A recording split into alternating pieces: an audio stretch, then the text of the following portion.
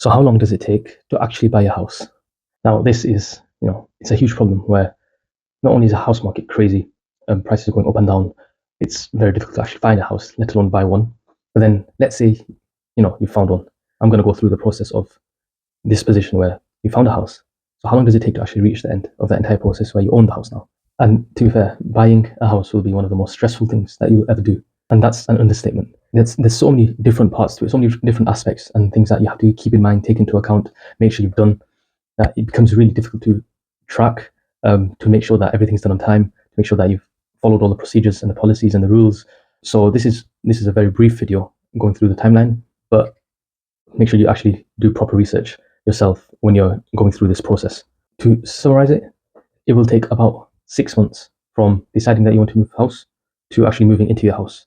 This includes, finding one, going through the entire process of, if it's an auction, if it's through actually just buying it outright, and then through the solicitor process, all the legal procedures, to then officially getting your keys. So let's say it's roughly about 6 months. The legal process itself can take between 6 to 12 weeks. Now, this is a rough figure, and it's different for everyone. It also differs depending on who your solicitor is and what sort of route you've chosen to purchase your house.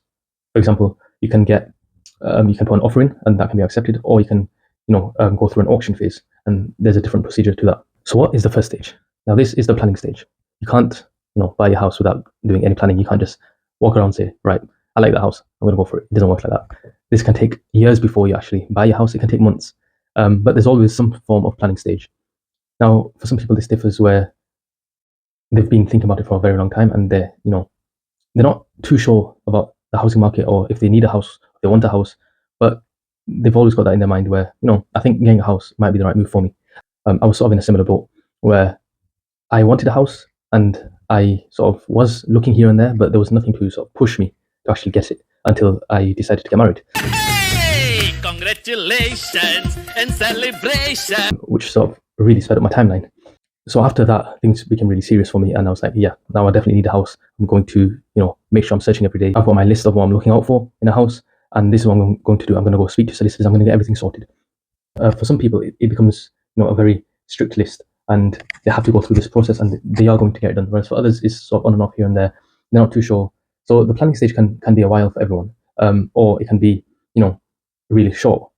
It just depends on how you are as a person and what's your actual need for a house. If you need it straight away, if you've got some time, it all depends on your circumstance. And then the next stage after the planning comes to actually finding a house. Now, this is probably the most fun part of the entire process, I'd say. So you can, go search online through different properties. You can go to realtors. You can just walk around your local area or the area that you want to buy a house in and see if there are, any signs up. But this is where all the list that you have made with your criteria actually gets put into play. For example, you want a house where there's a school nearby, then you look for that. You look for houses in those sort of areas. If you want public transport, if you want a quiet area, if you want a really fancy area. So this is where you actually sort of go and do your research. Now you go out or you look online and you say, okay, I like this house. You start going to viewings, and you'll go through the entire process of actually looking for a house that you like now. And this might have been done from before, but the housing market is so it's amazing in a sense, but it's also very difficult, where you might see a house today and tomorrow it's gone. Or you might see a house being put up today, it gets listed, and by tomorrow it's gone. So you never know, you have to be really quick with it. So you can't take your time, but you also, don't want to rush your decision as well, where you're thinking, right, this house is going to go, I just want it right now. You can't do that. Because remember, this is a long-term decision, potentially for life. So you want to make sure you've made the most correct choice as you can.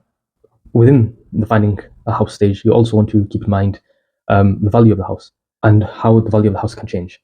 For example, if you're in a very popular area, you've got a main road near you, you've got schools, you've got supermarkets, you've got everything around you, then that will be a popular area. So the value of the house can exponentially go up or the longer you own it.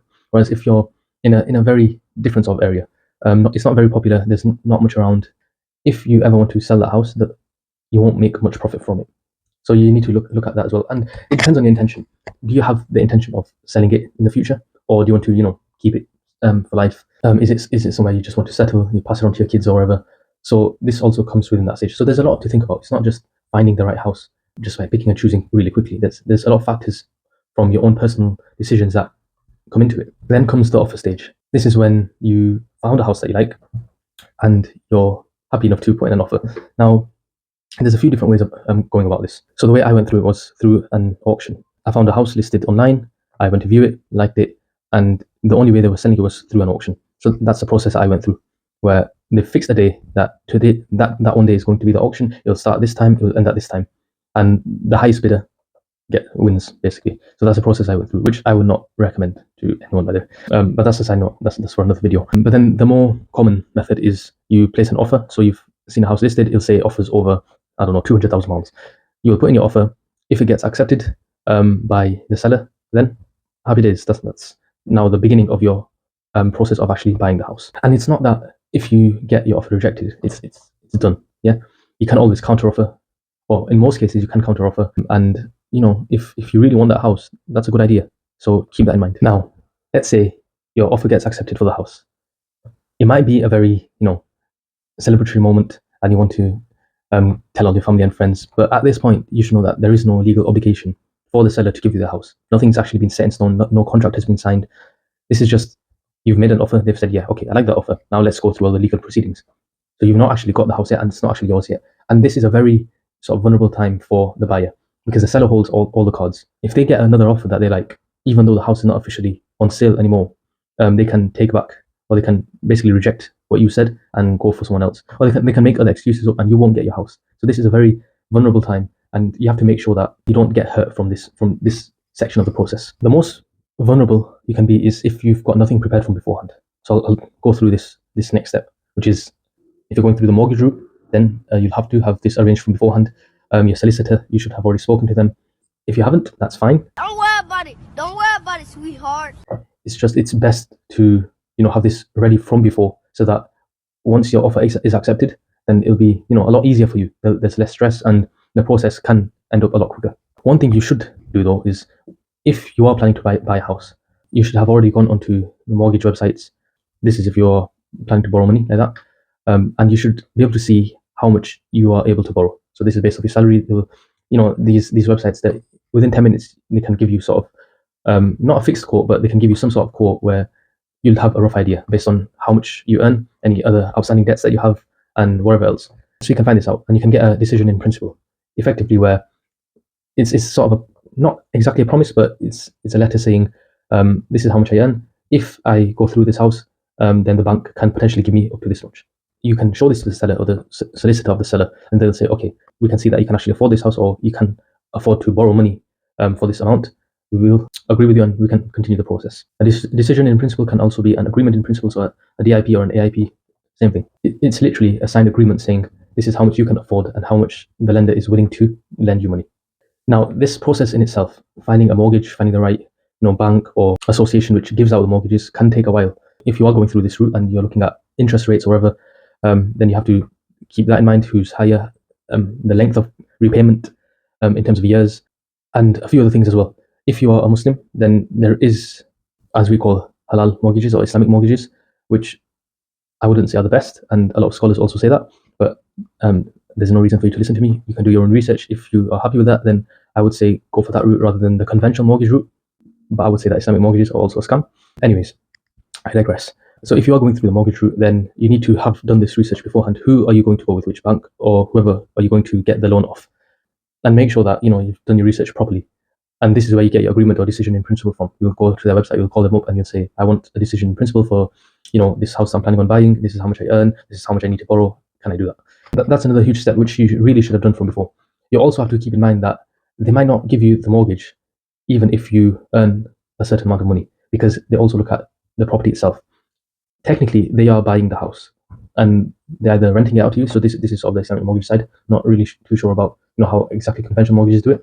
So the Islamic mortgage, they'll buy the house in their name, and they'll rent it out to you. And each time you pay your rent to them, your share of the house increases. But they also take into account potential interest rates within the next 25, 30 years based on your repayment terms, and they will charge you higher based on that. Which is why I'm saying that Islamic mortgages aren't exactly the best route, because if you look at a conventional mortgage, they might charge you 5-6%, maybe a bit less on interest rates, whereas the way Islamic mortgages have calculated it, they won't call it interest rates, but they'll still charge you 7 to 8% more than what you should have been paying back. For example, I got a quote from one of the Islamic mortgages asking to borrow £100,000, and they said that after 25 years I will be paying back £227,000. which is a huge difference. And now the question arises where, is that not basically what a conventional mortgage is? I'm borrowing a certain amount of money and I'm paying back more. Is that not interest? So there are some doubts within that. And yes, they call it Islamic. Potentially on paper it might be, but it is still a way of taking advantage of other Muslims. So if you can avoid that route, then avoid that route. It'll make the process a lot easier.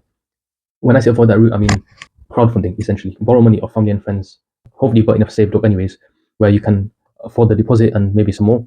And if you can borrow from family and friends, then do that. They don't have to be rich, just you should have a good relationship and know a decent amount of people. So that's the route I went for. And I'll make another video explaining, my process of house buying and how I went through what I did. So hopefully you like that. Look out for it somewhere on my channel. If you do get an agreement in principle, they usually last about 30 days, sometimes up to 90. If it does run out, don't worry about it. As long as your circumstances haven't changed, you can just renew it and you'll get the same thing again. So once you have your offer accepted, just give this to the seller or the solicitor and show them that I've got this agreement. I'm fine for money in terms of borrowing or just buying the house.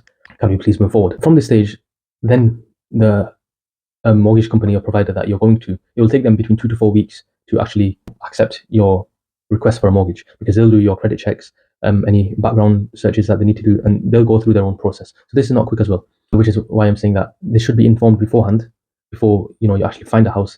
And then once you found a house, you can say that I've already got this AIP from you or the IP from you. Can we proceed with whatever checks that you have to do so I can get this house? If there are structural problems with the house, the bank will probably not give you the money. If the EPC rating, so the energy consumption rating of the house, is too low, the bank will not give you the money. You have to keep this in mind as well. In which conditions will the bank actually give you money and will not give you money?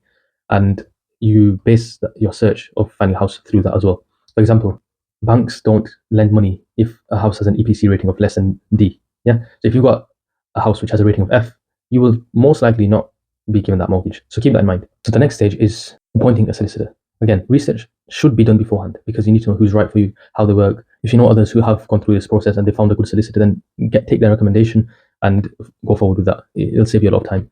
But this is a crucial step, and you can't actually buy a house without doing this properly. So it can either speed up the process a lot, or it can cause a lot of delays as well, depending on who you've hired. Now, you can be one of those people who call up the solicitor every day and ask them, how are things going, what's the process.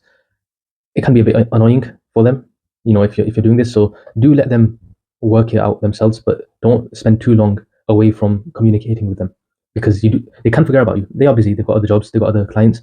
So keep that in mind, where keep that regular contact, but don't come out as annoying. And that way they'll actually work on your house, but they won't mess anything over, they won't purposely cause delays. Generally, this sort of process of the solicitor coming on board and doing all the legal stuff can take between 6 to 12 weeks itself. Again, it can be less, depending on if you know the person, what situation you're in, but it can also be more. So keep that in mind. So what does a solicitor actually do in this case? So there's a land registry, deeds, finances, meaning checking your finances, checking other people's finances if they've lent you money, any contracts, surveys, dealing with the local authority, things that you have to look out for around the house or where the house is situated. So there's a lot that they do, and they'll go through this entire process themselves with their team, and they'll get back to you with their results and that whole side of things. So they will have a fee, you will pay them, but you don't have to worry about doing all this yourself. Basically, you leave it to them and they'll go through it for you. In this process, there can be a lot of delays, and this is because the solicitor, through their surveys, have found something which doesn't resemble the value of the house.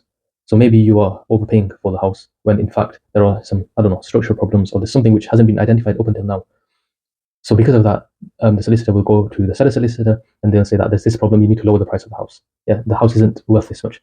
So there's a lot of back and forth between solicitors themselves. So be prepared for this also. Now, the next stage is the actual exchange. And this can take up to 2 weeks, but sometimes up to 4 weeks. So it can be done fairly quickly, but again, prepare for delays. As everything, just prepare for delays. This is a process of exchanging contracts. Once all the legal conveyancing has taken place, this is having the money ready, having all the contracts signed off, and anything else that's needed, because you are going to own a home now. This is when you are now legally bound to the sale, because you've signed a contract, the seller has signed a contract. So at this point, once that's signed, and that's what we refer to when I say exchanged. Yeah, that you are exchanging contracts. You signed it, and so you're giving the seller his money, and the seller's giving you his house. That's how it works. Now it's the completion. Technically, the completion was at the exchange, but there's another week or so.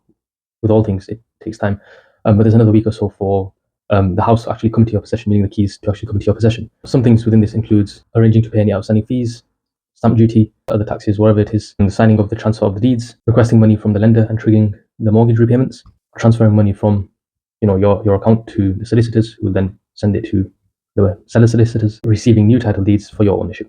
So this is sort of some of the things as a brief overview of what happens within this completion stage. So that's basically the entire process of when you decide that you want to buy a house to actually getting the house. Again, as I said, it takes up to 6 months, but prepare for delays. It can be longer, it can be shorter. I was lucky, mine happened in about 4 months from finding a house to going through with it. And you can check the video on my process and what I went through. But this is sort of a more typical timeline. So keep this in mind and make sure you do your research properly. This is not, financial advice or anything, just some friendly advice.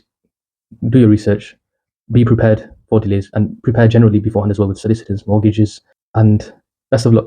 There is a lot to it, but it's also pretty fun if you like that stuff.